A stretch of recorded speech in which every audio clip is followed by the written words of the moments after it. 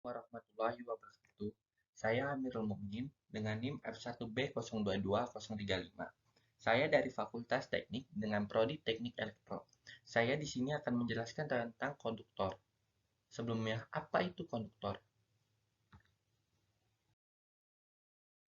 Konduktor adalah bahan yang dapat mengantarkan arus listrik statis dan listrik dinamis dengan baik. Selain itu, bisa mengantarkan panas atau suara. Suatu benda yang memiliki kemampuan menghantarkan listrik disebut konduktivitas listrik.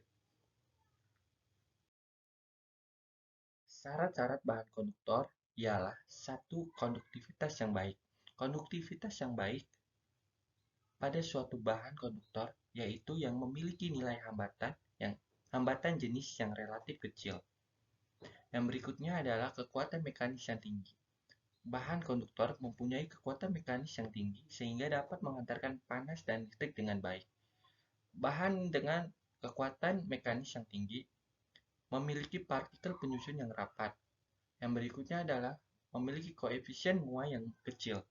Bahan yang mempunyai koefisien muai kecil tidak akan mudah berubah bentuk, ukuran, atau volume akibat pengaruh dari perubahan temperatur. Yang berikutnya adalah memiliki daya termoelektrik yang berbeda antar bahan. Dalam rangkaian listrik, arus selalu mengalami perubahan daya termoelektrik akibat adanya perubahan temperatur. Yang berikutnya adalah memiliki modulus elastis yang besar atau yang cukup besar. Sifat ini sangat penting digunakan saat terjadi pendistribusian tenaga tegangan tinggi.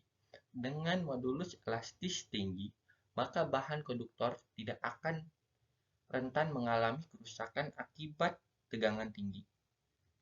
Yang berikutnya, konduktor juga memiliki karakteristiknya.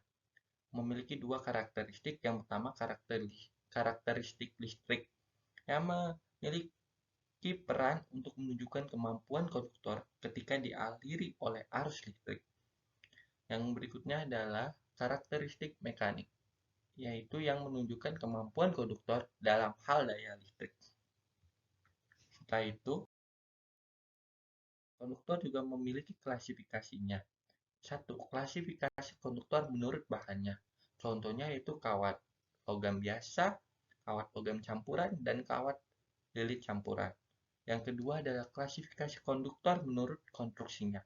Contohnya kawat padat, kawat berlilit, dan kawat berongga. Yang ketiga adalah klasifikasi konduktor menurut bentuk fisiknya. Konduktor telanjang dan konduktor berisolasi. Contoh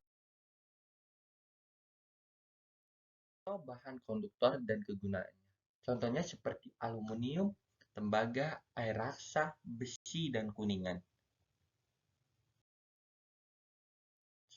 Contoh yang pertama aluminium. Aluminium digunakan diantaranya pada penghantar, contohnya ACAR, yaitu aluminium konduktor alloy reinforced. Yang berikutnya ada ACCR, aluminium konduktor steel reinforced. Berikutnya yaitu tembaga. Tembaga sebagai konduktor digunakan sebagai kawat berisolasi. Kawatnya yaitu berupa NYA, jenisnya NYAF. Yang berikutnya itu sebagai kabel. Contoh kabelnya itu NYE, NYM, NYYY, dan NYFGBY. Yang berikutnya adalah sebagai lamel mesin cincin sekret pada mesin AC, busbar, dan yang lainnya. Yang berikutnya adalah air raksa. Pemakaian air raksa diantaranya ada pada cairan pompa difusi, gas pengisi, tabung elektrik, elektroda, di bahan instrumen guna mengukur elektris bahan dielektrik padat, serta sebagai pengisi cairan termometer. Yang berikutnya yaitu besi. Besi juga dapat digunakan sebagai elemen inti dalam pembuatan motor, generator, fitur penyimpanan audio atau video, dan lainnya, yaitu transformer. Yang berikutnya adalah kuningan.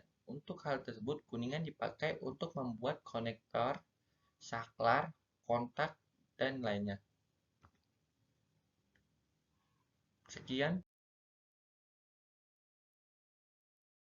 dari saya. Jika ada pertanyaan bisa ditulis di kolom komentar. Sekian presentasi dari saya, kurang lebihnya mohon maaf. Wassalamualaikum warahmatullahi wabarakatuh.